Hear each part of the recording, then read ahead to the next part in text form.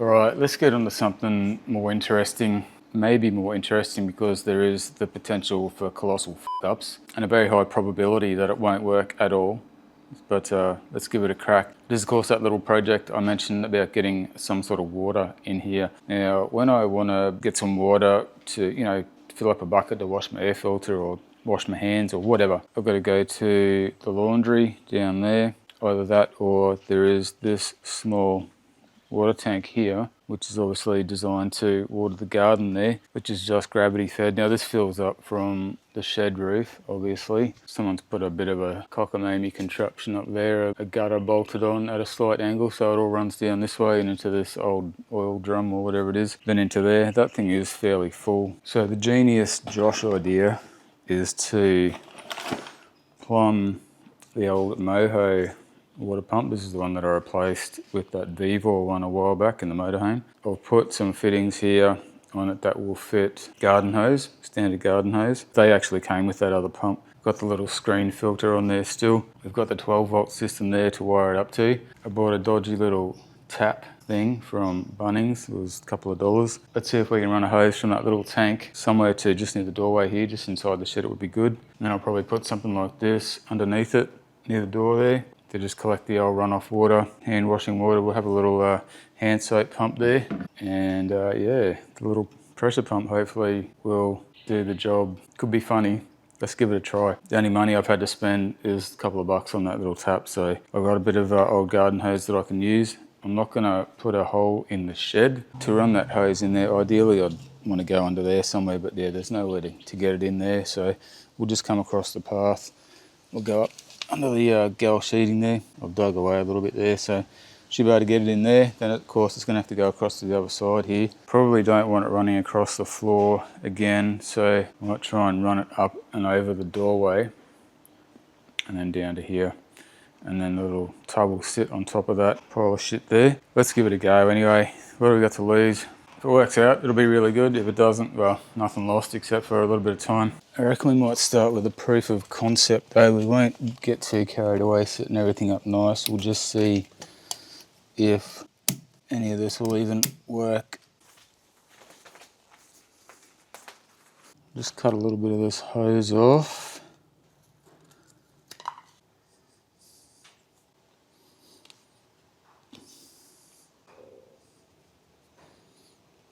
I'll have to be ready to turn the power off because I don't have any hose clamps on here obviously yet. If it blows one off, there'll be water everywhere. And I'll go turn the water on now anyway. I'm actually just going to use the little anchor here for the test setup because that's got a cigarette lighter plug with some alligator clips on the end of it. Just need to strip the wires off this pump.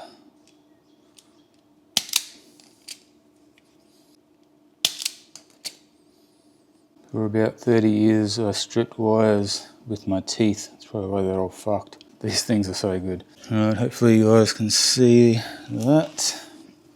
Get this power hooked up. I'll turn the DC on first and then we'll see what happens here. Ooh.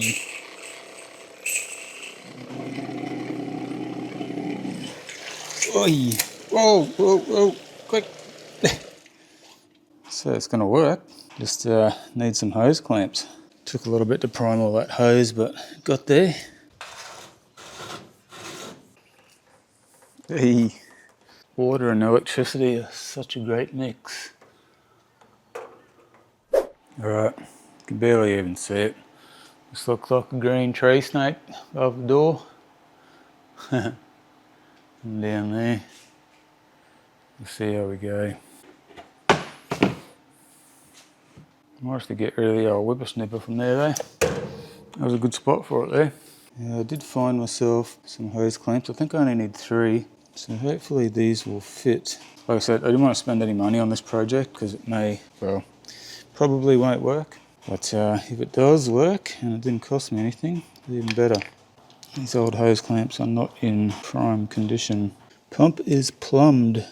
This is another product, this tap, that had pretty ordinary reviews on Bunnings' website. The only other problem I've got to solve now is how to actually attach this here somewhere because And it could just dangle like that, but it's not ideal. Alright, we'll get that pump hooked up. Holy crap, something's leaking there. Whee! That one's not leaking, but that one is. Alright, let's try it again, lol. Get that thing on a bit tighter now. Oh, we have attained pressure. No leaks. Oh!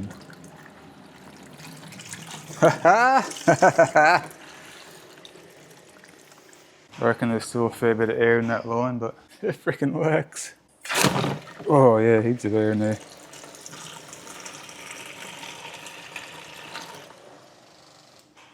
How good is that? Mate, that's good as gold. That's perfect. Just turn it on a little bit.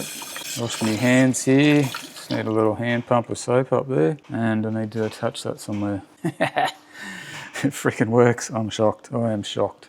That's so cool. The only other thing is this bloody hose fitting is of course leaking, because they always do.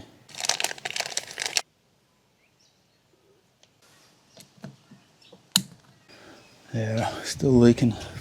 Go and grab another fitting. The old brass monkey. Don't do me wrong.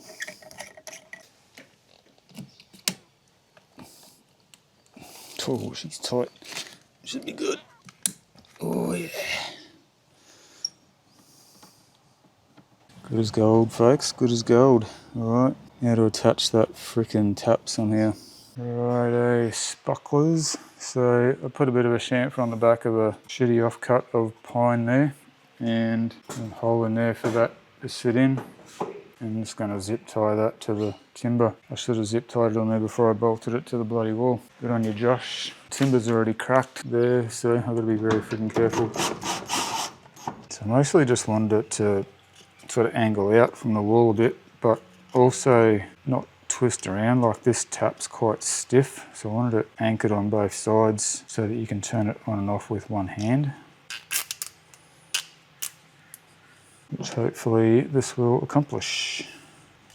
Can't say I'm a big fan of plumbing and this sort of stuff. Like, I guess I'll figure out solutions eventually, but my jam will be wiring that pump, you know, getting the electrical connections done. That's the easy part for me. Good enough. Good enough, folks. I reckon about there's all we need. Pump on. Alright, this is the easy bit, in my humble opinion anyway.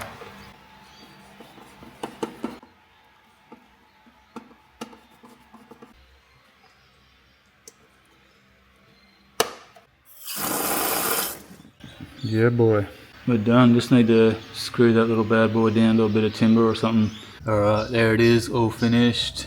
The little tap project is complete. And towel up there and everything. Fucking mint! Alright, this is that pile of fucking weeds that Cal and I pulled out of the dam the other week. Did try to burn it already, but it was still a bit too wet, but I reckon it's pretty well dry enough now. Hopefully.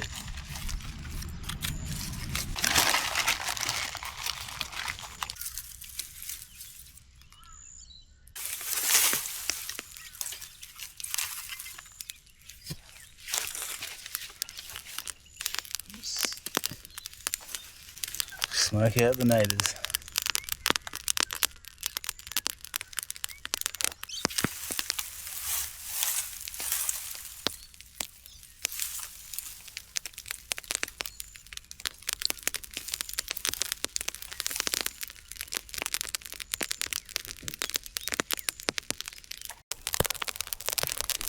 I'm getting a bit of heat in there now.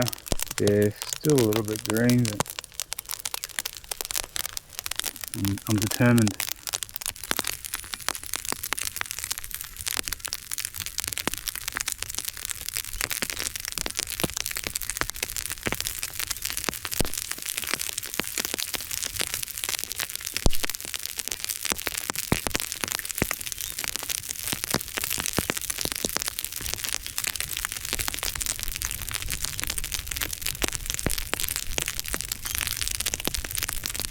It's a fucking stubborn burn, this shit. It's probably still too green, but anyway. You get there bit by bit.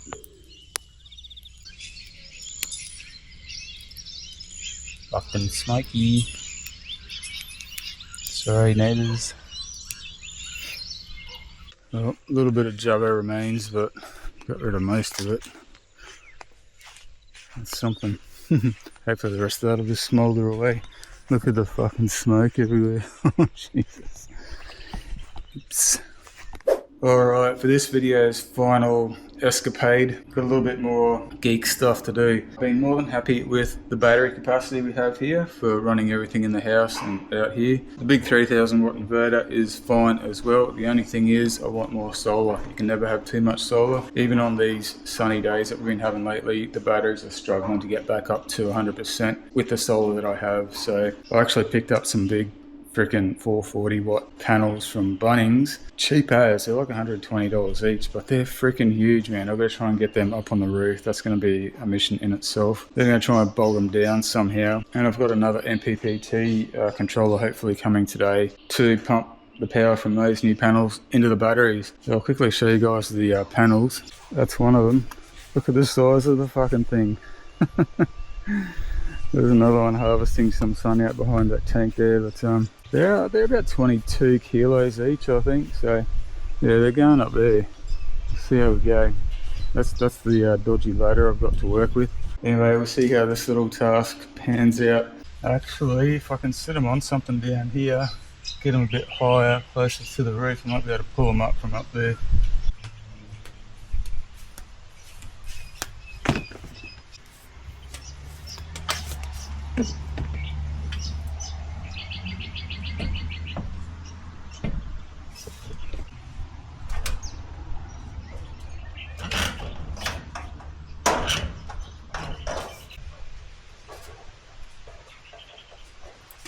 Oh, that's heavy.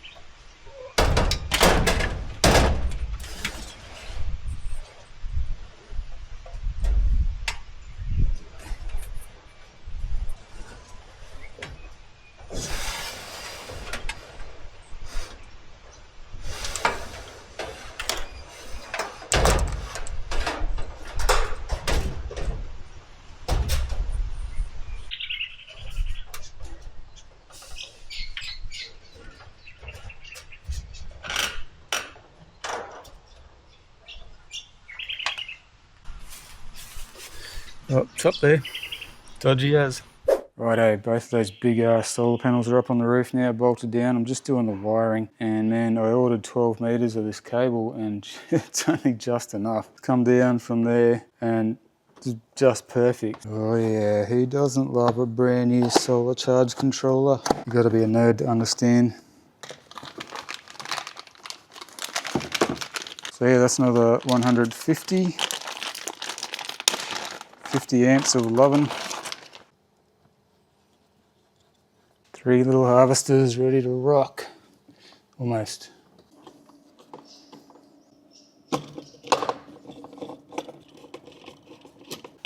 Why did I make that fucking cable way too short?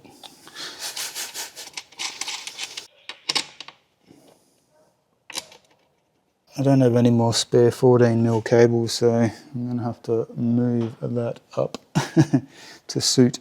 Oh, fucking size is that? Thought I was all frickin' smart with my pre-jeweled holes, didn't I? Alright, we're getting there.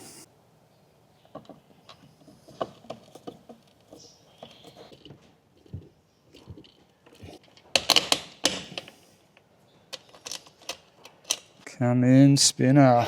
Number 11, you're up. Alright, finally got that sumbitch wired in. Had to do a bit more soldering, as you can tell. Love it. Do any of you guys, when you're doing a job like this, is it just me, or do some of you guys end up with such a freaking mess? Like, there's that shit there. There's all this crap here that I've got out. All that stuff's been pulled out. Drawers are out of the friggin' toolbox. All this shit here. I can shit everywhere. There's shit out on the lawn as well. It's fucking hilarious. Just when I think I've finished the job, I've got like 45 minutes worth of cleaning up and sorting out to do. But anyway. All right, this morning, around about 9 o'clock in the morning, we're getting about 1100 watts out of all of those panels put together. So pretty good. Yesterday, around about the middle of the day, this is a screenshot from the Victron app. As you can see, we're maxing out that 50 amp controller, getting 700 watts. 700 from the other one, and then almost 300 watts on top of that from the portable folding panels that I've got out there as well, hooked up to the 30 amp. So yeah, peak solar output, about 1.7 kilowatts from this system. Very, very happy with that. It does get the batteries boosted up to 100% if it's sunny before midday. That's from down around about 60%. So definitely a lot happier with this system now. Solar is the big one, guys. You've got to have enough. You've got to have more than enough. Can't have too much solar, trust me on that. All right, next. Here's another quick little nugget for you guys before I sign off. Now this is pretty much probably common knowledge with people that have tank water or live off tank water like we do. Basically the idea is to keep as much crap out of your water tank as possible. You just want clean water in there with as little contamination as possible. Now when it hasn't rained for a while, and we haven't had any rain here in at least 5 or 6 weeks. Obviously the roof of your house, which collects all of your rainwater, when it's dry like it has been, there's a lot of dust in the air, a lot of dust settles on the roof. You get leaves if you've got trees overhanging, you get bird shit up there, you get bat shit up there. Sometimes you even get animals dying up there. And as soon as it rains again, all that goes into your drinking water. Now, there's really not anything you can do that will 100% solve that problem. But in these situations where it hasn't rained for ages, what you can do, if you've got these sort of filter things, or there is like a mesh screen under there, basically the water runs down the pipe, and if there's any leaves and crap, it'll get filtered off by that mesh, and that'll just run off on the ground rather than going into your tank. What is common practice is to put something like this to deflect the first, once, you know, if it's about to rain, you can deflect that first heavy downpour, so all that shit washes off the roof and comes down and will just go off onto the ground. As long as you remember to remove that after, you know, the first downpour, or, you know, after a couple of minutes of heavy rain, it is one way to sort of get a lot of the crap off the roof and not have it go straight into your tank. So I've just used a couple of those plastic document sleeves here, put a bit of cardboard in them and jammed them up there behind the downpipes. There's actually 5 of these around the house, so they're all covered up like this. We'll see if we actually get any rain out of what's been predicted, and I'll come and check this and see if it's working, and yeah, we'll see how we go. So there's a little bit of a shower coming now. Yep, it just hosed down. I would say we can safely remove these now. Really pissing down. Cool, that was a good flush out anyway. Now we let that glorious rainwater go into the tanks. Still a few leaves up there, but as long as the worst of the dust's gone, that's the main thing. Beautiful. The little shed tank's filling up too. Look at that. Yeah, it's bloody lovely. We've been needing a bit of rain. Starting to dry out a bit. Alright, the sun's back out this morning, for now anyway. Right. Freaking plovers. Bloody lovely out here this morning. Anyway, thanks for watching guys, hope you enjoyed it. I'll see you on the next one.